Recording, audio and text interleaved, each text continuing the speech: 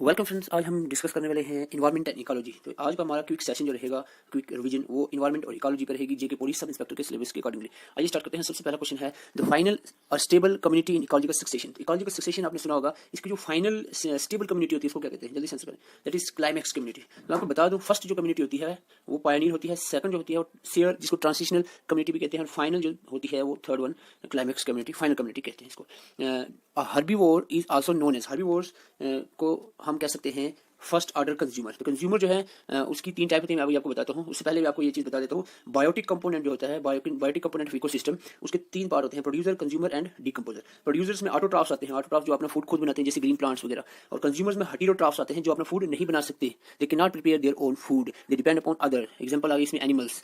और डिकम्पोजर होते हैं जो डेट्रीवोर्स होते हैं, जो डेड प्लांट्स एनिमल्स को फीड करते हैं। तो आगे हम बताते हैं, यहाँ पर कंज्यूमर की हम बात कर रहे थे। कंज्यूमर तीन तरह के होते हैं। प्राइमरी कंज्यूमर जो होते हैं और animals that eat primary producers, यानी वो एनिमल जो प्रोड्यूसर्स को खाएं, प्लांट्स को खाएं, ठीक है, उनको हार्बीवोर्स कहते हैं। तो अभी मैं बता रहा था कि फर्स्ट स्टेज जो होती है कंज्यूमर की वो हार्बीवोर्स होती है, सेकंड स्टेज जो होती है वो कार्निवोर्स होती है। तो सेकेंडरी कंज्यूमर जिसको कहते हैं ईट प्राइमरी कंज्यूमर, ठीक है, जो प्राइमरी कंज्यूमर को खाते हैं। प्राइमरी कंज्यूमर क्या होते हैं, जो इसके ऊपर वाले स्टेप यानी प्रोड्यूसर को खाते हैं। ओके, आप समझ रहे हो, यहाँ पर मैं फिर से बता रहा हूँ। देखो, कंज्यूमर है, इसकी तीन टाइप है, प्राइमरी कंज्यूमर, सेकेंडरी कंज्यूमर और टर्शियरी कंज्यूमर। प्राइमरी कंज्यूमर क्या होंगे, जो ऑटोट्राफ्स यानी प्रोड्यूसर को खाएंगे, ठीक है। सेकेंडरी क्या होंगे, जो प्राइमरी कंज्यूमर को खाएंगे। टर्शियरी क्या होंगे, जो सेकेंडरी कंज्यूमर को खाएंगे। इस तरह एक फूड चेन बनती है। तो ये तीनों आप एक बार रीड आउट कर लो। ये हार्बीवोर्स और कार्निवोर्स क्या होते हैं, ओमनिवोर्स। ये तीनों की डेफिनेशन आपको पता नहीं चाहिए, ठीक है। मीट ईटर कार्निवोर्स होते हैं, ओमनिवोर्स होते हैं जो बोथ एनिमल और प्लांट को खाएं, ठीक है। हार्बीवोर्स किसको कहते हैं, प्लांट ईटर्स को। तो एक बार रीड आउट कर लें। Next question is the species restricted to be present in one region. ऐसे स्पीशीज, ऐसे प्लांट एनिमल जो एक ही जगह पर पाए जाए, पर्टिकुलर जगह, पर्टिकुलर रीजन या कंट्री या किसी एक पर्टिकुलर प्लेस पर, उनको हम कहते हैं एंडेमिक स्पीशीज। ओके, तो बाकी क्या है, एंडेंजर, कीस्टोन और एज स्पीशीज, इनकी भी आपको डेफिनेशन बता देता हूँ। एंडेमिक में मैं अभी बोला था, द प्लांट और animal species that are found in a particular geographical region and nowhere else in the world, यानी और कहीं पर नहीं, सिर्फ एक खास जगह पे पाए जाते हैं जो एनिमल या प्लांट, उनको एंडेमिक कहते हैं। एक्सोटिक क्या होते हैं, एक्सोटिक स्पीशीज होते हैं often refer to as alien और नॉन नेटिव और नॉन इंडिजिनस। इनके तीन और नाम है एक्सोटिक स्पीशीज के, alien species, non native species या नॉन इंडिजिनस स्पीशीज भी कहा जाता है। डेफिनेशन क्या है, those occurs in area outside their natural geographical range, ठीक है। जो एक नेचुरल हैबिटेट या जियोग्राफिकल रेंज होती है स्पीशीज की, उसके बाहर अगर कहीं वो पाए जाते हैं उसको एक्सोटिक कहते हैं। यानी कहीं से उठाकर, यानी एलिफेंट कहीं एक जगह पर, वहां से उठाकर हम किसी और जगह पर ले आते हैं, वहां पर रखते हैं, उनको हम उन स्पीशीज को एक्सोटिक स्पीशीज कहेंगे। ओके, अब बात आती है नेक्स्ट, सॉरी,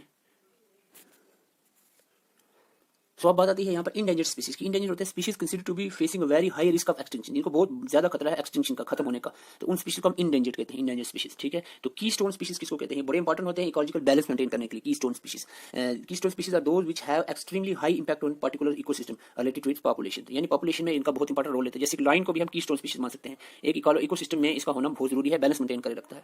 एज स्पीशीज क्या है, इसको एक बार आप रीड कर सकते हैं। एज की full form evolutionary distinct globally endangered species. और थ्रेटन स्पीशीज, ये थ्रेटन स्पीशीज जिनको खतरा है खत्म होने का, हैव फ्यू और no close relatives on the tree of life, यानी इनके कोई क्लोज रिलेटिव नहीं है, एक तो डिस्टिंक्ट है, अलग अलग किस्म की स्पीशीज हैं, और इनका खतरा तो खत्म होने का डेफिनेटली बनता है, ठीक है। इनके उतने रिलेशन में इनकी उतनी इंसेस्टर्स नहीं है, तो ये एज स्पीशीज कहलाते हैं। Question number 4, the role of an organism in ecological system is known as. Ecology जो इकोसिस्टम है उसमें एक ऑर्गेनिज्म का रोल जो होता है उसको क्या कहते हैं, प्रोफेशन ऑफ एन ऑर्गेनिज्म, उसको कहते हैं निश, ठीक है। निश या नीच इसको पढ़ सकते हो। हैबिटेट क्या होता है, हैबिटेट होता है ड्वेलिंग प्लेस, रहने की जगह, जहां पर एनिमल्स या प्लांट्स रहते हैं उनको ड्वेलिंग प्लेस को हैबिटेट कहा जाता है, ठीक है। निश क्या होता है, एक प्रोफेशन या फंक्शन या role of an organism in any ecological system, ecosystem के अंदर। ओके, उसके बाद बात करते हैं question 5 for the primary consumer in a pond ecosystem. आपको पता है इकोसिस्टम, पॉन्ड जो इकोसिस्टम है, पॉन्ड इकोसिस्टम भी होता है और ये जीरो शेयर भी होता है, यानी वाटर में भी इकोसिस्टम इकोलॉजिकल सक्सेशन देखी जा सकती है और ड्राई लैंड पे भी देखी जाती है। वाटर में जो होती है पॉन्ड इकोसिस्टम को हम हाइड्रोस्फीयर कहते हैं, ठीक है, हाइड्रोस्फीयर, ठीक है, या हाइड्रोच भी कहते हैं। ओके, इसका जो फर्स्ट स्टेप क्या होता है, तो आपको बता दूं, जू प्लैंक्टन इसके फर्स्ट पायोनियर कम्युनिटी होती है। अभी बताया था कम्युनिटी पायोनियर होती है, फर्स्ट कम्युनिटी, बीच में ट्रांजिशन कम्युनिटी आती है और एंड पे क्लाइमैक्स कम्युनिटी आती है। पानी के अंदर इकोसिस्टम को देखें ना, तो उसमें जू प्लैंक्टन जो है सबसे फर्स्ट कम्युनिटी आती है, प्राइमरी कंज्यूमर्स होते हैं, तो आपको याद रखना है। जू प्लैंक्टन क्या होते हैं, प्लैंक्टन कहते हैं जो माइक्रो ऑर्गेनिज्म वाटर में पाए जाए उनको प्लैंक्टन कहते हैं। जू हो गया एनिमल, यानी माइक्रो ऑर्गेनिज्म जो एनिमल हो और वो पानी पाए जाए उनको जू प्लैंक्टन। और फाइटोप्लैंक्टन होते हैं plants, very small plants which are present in the water is called phytoplankton. Question 6, the food chain which start from the microorganism.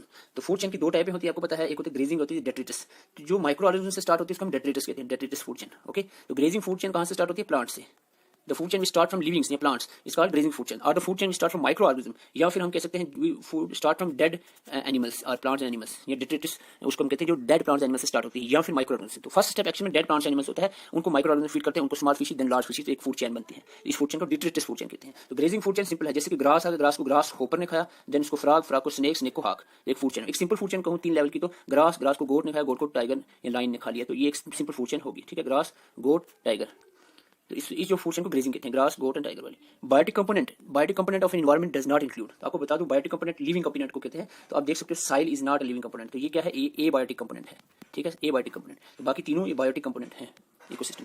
तो global warming can significantly be controlled by, तो global warming कैसे control कर सकते हैं? Global warming हम control कर सकते हैं reducing the fossil fuel consumption, fossil fuel coal petroleum वगैरह की कंजप्शन को अगर हम रिड्यूस करें, कम कर दें, तो ग्लोबल वार्मिंग कम हो जाएगी, ठीक है, ये आपको जाए। इसके बाद हम बात करते हैं क्वेश्चन 9 की, dash is one of the most prevalent hotspots of biodiversity in India. तो हॉटस्पॉट बायोडाइवर्सिटी इंडिया की हम बात करें तो 6 हैं यहाँ पर इंडिया के अंदर हॉटस्पॉट्स, लेकिन मोस्ट प्रिविलेंट जो हॉटस्पॉट है जहाँ बहुत ज्यादा एक्सटिंक्शन का खतरा है, इंडेंजर्ड स्पीशीज पाए जाते हैं, वो आपका है वेस्टर्न घाट्स। तो याद रखना, मोस्ट प्रिविलेंट की बात करें तो वेस्टर्न घाट है। अदरवाइज इंडिया के अंदर 6 जो है बायोडाइवर्सिटी हॉटस्पॉट है। थोड़ा इसके बारे में बोल देता हूँ, बायोडाइवर्सिटी हॉटस्पॉट की डेफिनेशन क्या है, बायोडाइवर्सिटी हॉटस्पॉट किसे कहते हैं, तो सबसे पहले ये आप सुन लो। तो बायोडाइवर्सिटी हॉटस्पॉट कहते हैं is a bio geographical region, एक ऐसी जगह with significant level of biodiversity, इसमें सिग्निफिकेंट लेवल ऑफ बायोडाइवर्सिटी, बहुत ज्यादा बायोडाइवर्सिटी हो, biodiversity means variety of life living organism पाए जाते हो, and that is threatened by human habitat, और उनको खतरा हो ह्यूमन हैबिटेशन की वजह से, लोगों की वजह से खतरा हो, किस चीज का खतरा, एक्सटिंक्शन का, खत्म होने का खतरा हो, तो इस ऐसी जगहों को बायोडाइवर्सिटी हॉटस्पॉट्स कहते हैं, ठीक है। तो टर्म जो है ये नॉर्मन मेयर ने दी थी बायोडाइवर्सिटी हॉटस्पॉट की 1988 में। और एक और बात बता दूं, टोटल जो है बायोडाइवर्सिटी हॉटस्पॉट वर्ल्ड के अंदर 36 हैं, 36 वर्ल्ड में, और उसमें से 6 जो है इंडिया के अंदर है बायोडाइवर्सिटी हॉटस्पॉट। और ये इंडिया के अंदर जो 6 बायोडाइवर्सिटी हॉटस्पॉट है, इनके नाम आप याद रख लो, हिमालय, एंडोबुर्मा रीजन, टेराई डुआर्स, सुहाना, western Ghats, Sundaland and Sundarban. तो ये दोनों अब हैं, संडरलैंड सुंदरबन, ओके। और वेस्टर्न घाट अभी बताया मोस्ट प्रिविलेंट हॉटस्पॉट है। उसके बाद हिमालयाज, एंडोबुर्मा और तेराई, तो ये 6 के 6 बायोडाइवर्सिटी हॉटस्पॉट आपको याद रखने चाहिए। इसके बाद हम बात करते हैं क्वेश्चन 10 की, dash in example of ex situ conservation. आपको बताऊं बायोडाइवर्सिटी के बहुत इंपॉर्टेंट टॉपिक है कंजर्वेशन ऑफ बायोडाइवर्सिटी। तो बायोडाइवर्सिटी जो है 2 मेथड से कंजर्व की जाती है, in situ conservation and ex situ conservation. तो यहाँ पर जो इसका आंसर है एक्स-सिटू की एग्जांपल, तो एक्स-सिटू की सीड बैंक जो है एक्स-सिटू की एग्जांपल है। बाकी की तीनों एग्जांपल्स किसकी हैं, इन सीटू कंजर्वेशन की एग्जांपल है। तो इस पे थोड़ी सी रोशनी डालते हैं कि बायोडाइवर्सिटी कंजर्वेशन क्या होता है, इसके मेथड क्या है। 2 मेथड है, एक है इन सीटू, दूसरा एक्स सीटू। इन सीटू क्या होता है, is a method of conserving all living species in their natural habitat, यहाँ जहां पर जो एनिमल या प्लांट है उसको वहीं पर कंजर्व किया जाए, प्रिजर्व किया जाए, इस मेथड को इन सीटू कंजर्वेशन कहते हैं, ठीक है। तो अगर वहां से उठाकर कहीं और रखकर उसको संभाला जाए, उसको प्रिजर्व किया जाए, तो उसको हम एक्स सीटू कहते हैं, ठीक है। एक्स मींस बाई, कहीं और रखकर, इन सीटू में वहीं जहां पर एनिमल रहते हैं, जहां उनकी जगह है, वहीं पर उनको कंजर्व किया जाए, प्रिजर्व किया जाए, संभाला जाए, तो उसको इन सीटू कहते हैं। तो इन सीटू कंजर्वेशन के 3 इंपॉर्टेंट मेथड्स हैं, वो है आपके नेशनल पार्क के थ्रू इसको किया जाता है कंजर्व, या वाइल्ड लाइफ सेंचुरी में, या फिर बायोस्फीयर रिजर्व में इनको कंजर्व किया जाता है।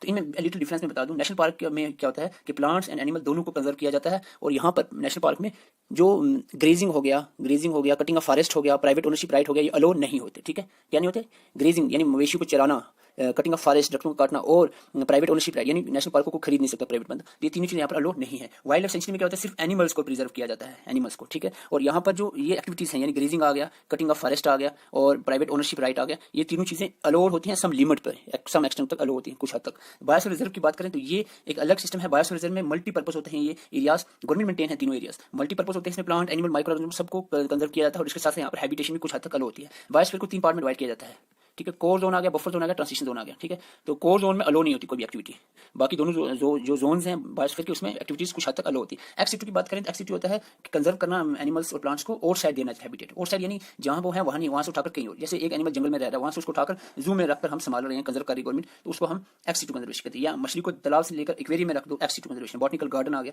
जीन बैंक आ गया, सीड बैंक आ गया, क्रियो प्रिजर्वेशन, तो ये एक्स-सिटू कंजर्वेशन के मेथड हैं, बहुत इंपॉर्टेंट टॉपिक है, इसको आप याद रख लो, एग्जांपल्स इसकी एक्स-सिटू की और इन-सिटू की, ठीक है। पहले इन-सिटू की याद रख लो, बहुत सिंपल है, national park, wild life sanctuary, biosphere reserve. तो ये आपको क्वेश्चन एलिमिनेशन के लिए पता चल जाएगा भाई, आपको 3 तो पता है, इन-सिटू के, एफ-सिटू के भी याद रख लो। क्वेश्चन में 11 the key criteria for determining hotspot. Hotspot कैसे डिटरमाइन होते हैं, ये डिटरमाइन होते हैं कि number of endemic species and degree of threat, कि कितने एंडेमिक स्पीशीज कितने हैं और थ्रेट उनको कितना है खत्म होने का, तो इस पे हम डिटरमाइन करते हैं, उस जगह को हॉटस्पॉट करार देते हैं। Soil erosion can be prevented by, soil erosion मिट्टी का कटाव होता है, उसको कैसे रोका जा सकता है, दरख्त लगाना यानी एफॉरेस्टेशन करके रोका जा सकता है, okay. Identify the incorrect match pair with respect to contamination disease, बहुत इंपॉर्टेंट टॉपिक है, कंटामिनेशन ऑफ वाटर की जो बीमारियां हैं उनके रिलेटेड क्वेश्चन है। तो मीनामाटा डिजीज जो है मर्क्यूरी से होता है, अगर मर्क्यूरी पानी में आ जाए तो मीनामाटा डिजीज होती है। ब्लू बेबी सिंड्रोम डिजीज जो होती है जब नाइट्रेट आ जाए बहुत क्वांटिटी में पानी के अंदर, तो बेबी सिंड्रोम होती है डिजीज। तो nitrate baby syndrome, Minamata mercury, baby syndrome nitrate. और ब्लैक फुट डिजीज आर्सेनिक, अगर वाटर पोल्यूशन में आर्सेनिक वाटर में आ जाए तो ब्लैक फुट डिजीज होती है। और यहाँ पर ये ऑप्शन रॉन्ग है, ठीक है। यहाँ पर क्वेश्चन था कि इनकरेक्ट कौन सा, फोर्थ। तो तीनों आपको याद रखने हैं, फोर्थ को छोड़ो आप, ये तीनों आप याद कर लो, ठीक है। ये 3 जल्दी से, ओके। चले, हो गया, याद हो गया, नहीं होगा, चलो कोई नहीं, बाद में कर लेना। The Montreal protocol was signed in 1987, ठीक है। मॉन्ट्रियल प्रोटोकॉल 1987 में साइन हुआ था, किसके रिलेटेड था, ये था आपका जनाब कंट्रोल द एमिशन ऑफ, ये इसका आंसर है यहाँ पर 2, control emission of ozone depleting substances, in chlorofluorocarbon जो होता है ओजोन लेयर को डिप्लीट करता है, उसकी इमिशन को रोकने पर ये आया था मॉन्ट्रियल प्रोटोकॉल 1987 में, ठीक है। इसके बाद एसिड रेन इज कॉज्ड, बहुत इंपॉर्टेंट क्वेश्चन है, is caused by in the atmosphere concentration of, कौन सी गैस की कंसंट्रेशन से एसिड रेन होता है, तो यहाँ पर sulphuric dioxide and nitrogen dioxide, sulphur और नाइट्रोजन याद रखना, सल्फर डाइऑक्साइड और नाइट्रोजन डाइऑक्साइड की वजह से एसिड रेन होती है। Okay, eutrophication of water bodies leading to killing of fishes is mainly due to unavailability. Eutrophication क्या होता है, जब क्या होता है कि एक वाटर बॉडी है उसके ऊपर जब एल्गी जो ग्रीन कलर की एल्गी होती है वो जम जाती है ऐसे, ठीक है। इसकी वजह से क्या होता है कि ऑक्सीजन की कमी होती है पानी के अंदर, तो ऑक्सीजन की कमी हो जाती है जिसकी वजह से एक्वेटिक लाइफ को थ्रेट होता है, फिशेज वगैरह मर जाते हैं, तो ये आपको याद रखना है, ऑक्सीजन की कमी। The zone of atmosphere with ozone layer present, बहुत सिंपल, ओजोन लेयर स्ट्रेटोस्फीयर में होती है। Okay, which of the following is not green house gas, इनमें से ग्रीन हाउस गैस कौन सी नहीं है, तो भाई सिंपल है, oxygen is not green house gas, बाकी तीनों ग्रीन हाउस गैसेज हैं, ठीक है।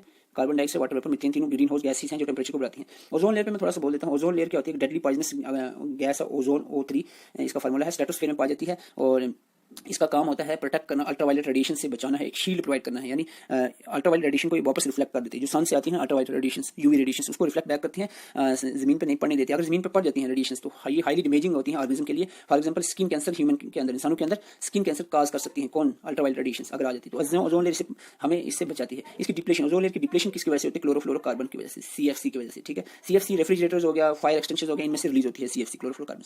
ओके, तो ये आपको याद रखना है।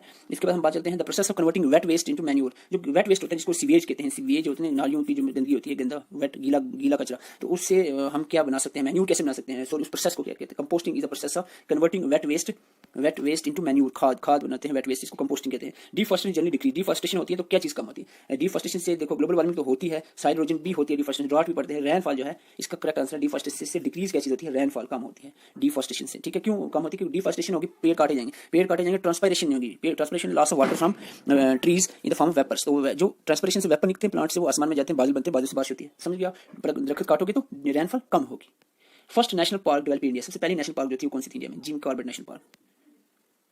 विच of the following pair geographical area shows maximum biodiversity in country, तो मैक्सिमम बायोडाइवर्सिटी यहाँ पर आपको बता भी चुका हूँ, ईस्टर्न घाट्स वेस्टर्न घाट्स और ईस्टर्न हिमालयाज, इस रीजन में याद रखना है सबसे ज्यादा बायोडाइवर्सिटी है, ठीक है। ईस्टर्न हिमालयाज, हिमालय के ईस्ट वाले पोर्शन में और वेस्टर्न घाट में। विच of the following not cause of loss of biodiversity, biodiversity का कौन सा काज नहीं है, तो देखो यहाँ पर डिस्ट्रक्शन ऑफ हैबिटेट है, ओवर एक्सप्लॉयटेशन भी है, इन्वेजन ऑफ एलियन स्पीशीज को अगर हम डाल दें किसी जगह पे तो उससे भी बायोडाइवर्सिटी लॉस होती है, तो ये दिस इज नॉट, ये लॉस नहीं, लॉस ऑफ बायोडाइवर्सिटी का काज नहीं है, कीपिंग एनिमल बायोडाइवर्सिटी, ये तो बचाना है, प्रिजर्वेशन कंजर्वेशन का स्टेप है, ठीक है। तो इसका ये आंसर है। क्वेश्चन नंबर 24, वन हॉर्न राइनोसॉरस, बहुत इंपॉर्टेंट क्वेश्चन है, वन हॉर्न राइनोसॉरस जो है वो कौन सी जगह, कौन सी सेंचुरी में पाया जाता है, तो ये आपका काजीरंगा नेशनल पार्क के सेंचुरी में पाया जाता है, काजीरंगा जो असम के अंदर Kaziranga national park. Which of the following national park is home for the musk deer, hangul, बहुत सिंपल क्वेश्चन लास्ट पे रखा है मैंने, हंगूर जिसको मस्क डेयर भी कहते हैं, कौन सी नेशनल पार्क में पाया जाता है, बहुत सिंपल है, डच्ची-गाम नेशनल पार्क जम्मू कश्मीर में पाया जाता है। तो ये थे 25 इंपॉर्टेंट क्वेश्चन और इसके साथ कुछ एक्सप्लेनेशन। अगर आपको वीडियो अच्छी लगी है चैनल को जरूर सब्सक्राइब करके जाइए और एक लाइक तो बनता है जनाब। Thank you for watching.